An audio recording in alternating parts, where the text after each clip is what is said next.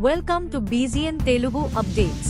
మధ్యప్రదేశ్ ఉజ్జయినిలో కొలువైన మహాకాళేశ్వరుడికి 90,000 రూపాయలు, 18,000 రూపాయల విలువైన 2 మామిడి పండ్లను సమర్పించాడు ఓ భక్తుడు.